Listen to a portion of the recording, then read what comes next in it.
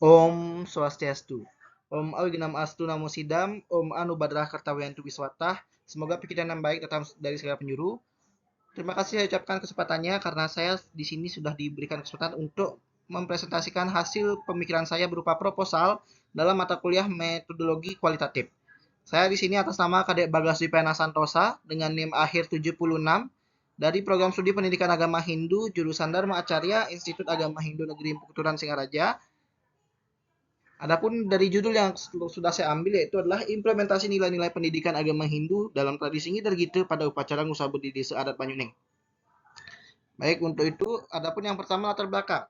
Apa sih yang melatar belakangi saya mengambil tradisi ini?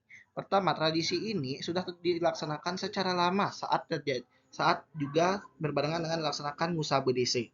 Di mana pada tradisi ini yaitu para sekesanti yang di Desa Adat Banyuning akan mengaturkan sebuah tetabuhan dan juga sebuah gegitayan kepada setiap pelinggih.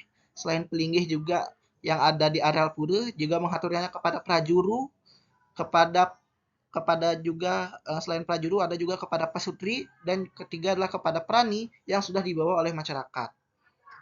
Nah, tradisi ngider ini dilakukan oleh sekesanti dengan mengaturkan gegitayan.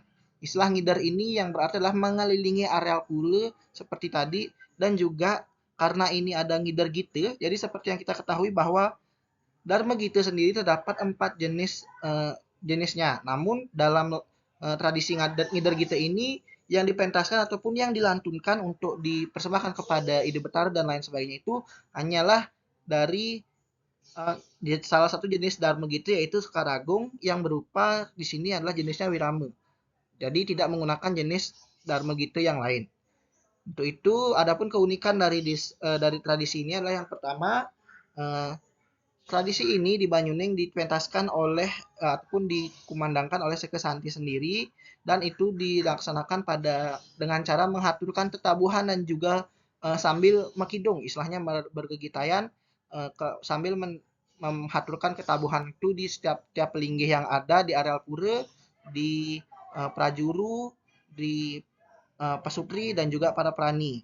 Nah, selain itu juga dari keempat jenis Dharma Gita hanya satu Dharma Gita yang digunakan di sini yaitu dari Sekaragung yang berupa Wirama. Nah, adapun di samping itu juga masyarakat belum mengetahui apa sih dari maksud dari Ngidar Gita ini dan juga kenapa harus menggunakan uh, jenis Dharma Gita berupa Sekaragung Wirama saja. Apakah boleh dari Sekaragung yang lain itu belum diketahui sampai sekarang.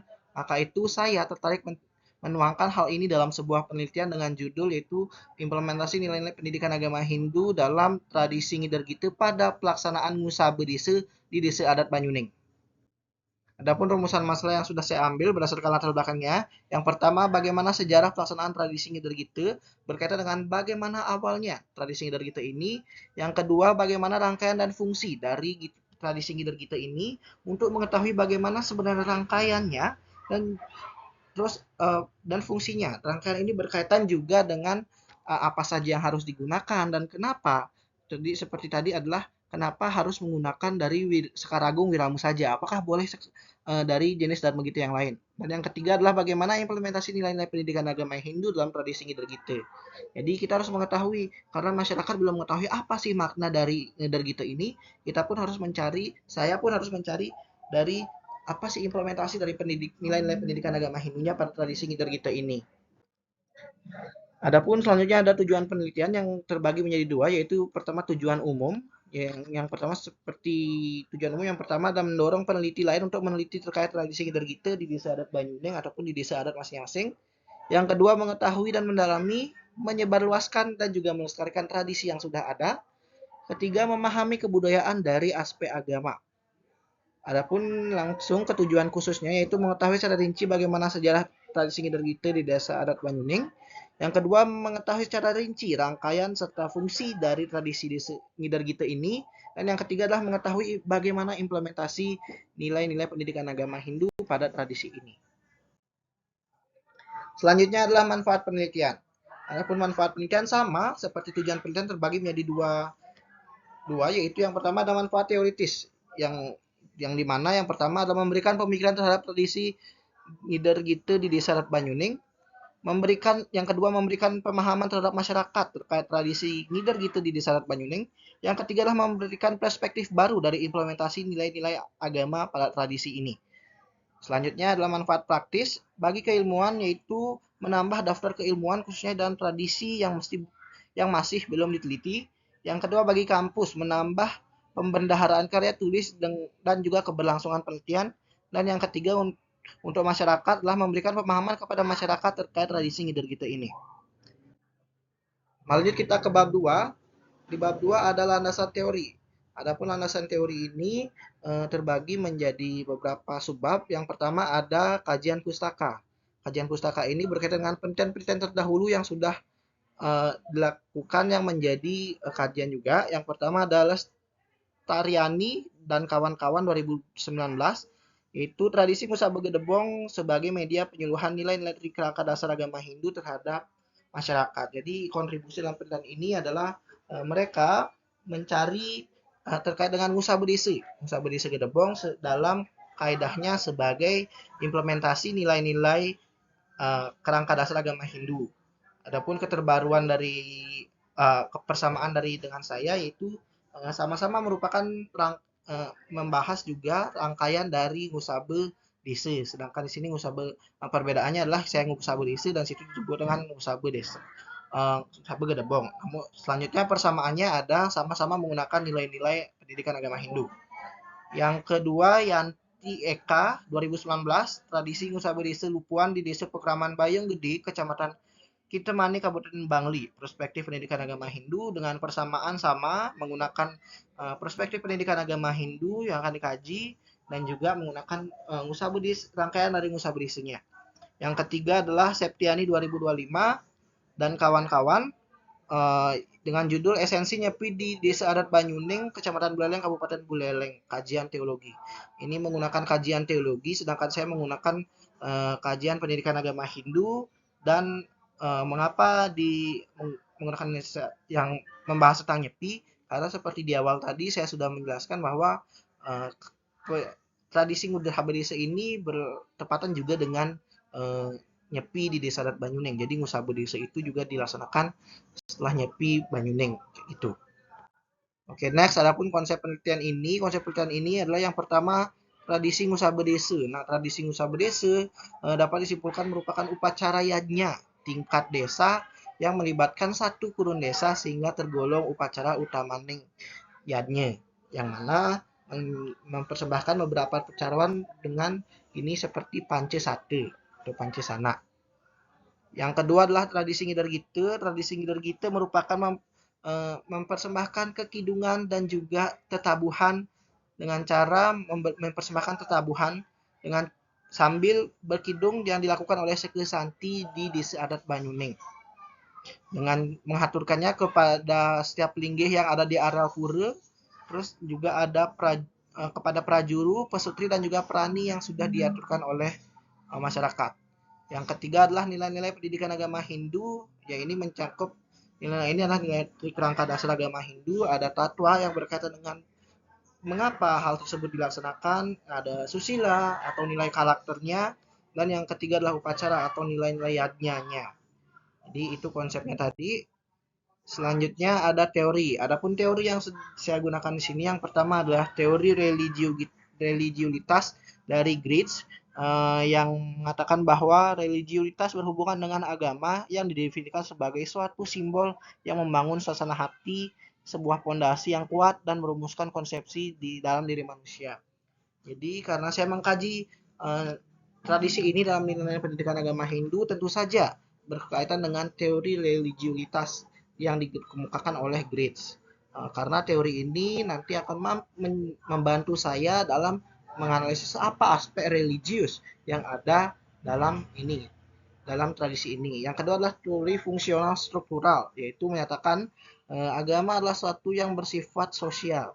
Jadi ini berkaitan dengan yang merupakan tradisi ya, Hindu di Bali mengedepankan tradisi-tradisi. Jadi saya menggunakan teori ini untuk mengkaji bagaimana akhirnya tradisi tersebut merupakan adalah bagian dari agama dan juga implementasi dari ajaran agama itu sendiri. Dan yang ketiga adalah teori nilai. yang dikemukakan oleh Syahbana adalah suatu konsepsi yang jelas dan tersirat maupun tersurat dari seorang ataupun kelompok tertentu mengenai apa yang seharusnya digini atau describable dan mempengaruhi perilaku. Jadi seperti tadi di teori nilai ini saya gunakan untuk mencari nilai-nilai apa saja dari nilai pendidikan agama Hindu yang sebenarnya tersirat dalam tradisi ini. Bab 3. Kita lanjut ke bab 3, ada metode penelitian. Jadi, adapun jenis penelitian, jenis dan pendekatan penelitian adalah jenis penelitian yang saya gunakan di sini jenis penelitian kualitatif dengan pendekatan etnografi. Jadi, jenis penelitian kualitatif itu apa? Jenis penelitian kualitatif merupakan jenis penelitian yang melibatkan data berupa deskripsi. Adapun dengan pendekatan penelitian yaitu etnografi. Etnografi berasal dari kata etno yang berarti tradisi. Tradisi ini berdasarkan bagaimana perkembangan suatu kebiasaan yang akhirnya menjadi tradisi di suatu wilayah. Seperti saya adalah tradisinya Ngidar Gitu pada pelaksanaan Musabeh Desa. Yang kedua, lokasi dan waktu penelitian, yaitu berlokasi di Desa Adat Banyuning, Kelurahan Banyuning, Kecamatan Buleleng, Kabupaten Buleleng, dan waktu penelitian yaitu dari Januari hingga April. Selanjutnya adalah jenis dan sumber data.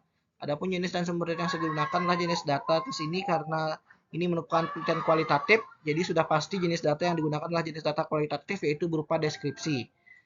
Dengan sumber data ada dua, yaitu data primer yang merupakan data yang dicari secara langsung dengan cara wawancara ataupun pengamatan secara langsung. Dan kedua juga ada sumber data sekunder ataupun data yang diambil dari sumber lain yang digunakan oleh peneliti. Selanjutnya ada subjek dan objek penelitian. Subjeknya adalah Desa Adat Banyuning yang menjadi tempat dari tradisi ini berlangsung. Dengan objek penelitiannya itu yaitu tradisi Ngidar Gitu di Desa Adat Banyuning, ya tradisinya. Selanjutnya ada teknik penentuan informan. Teknik penentuan informan pada penelitian kali ini menggunakan snowball sampling atau teknik yang didasarkan pada ketidakpastian informan atau informan belum ditentukan. Mengapa demikian?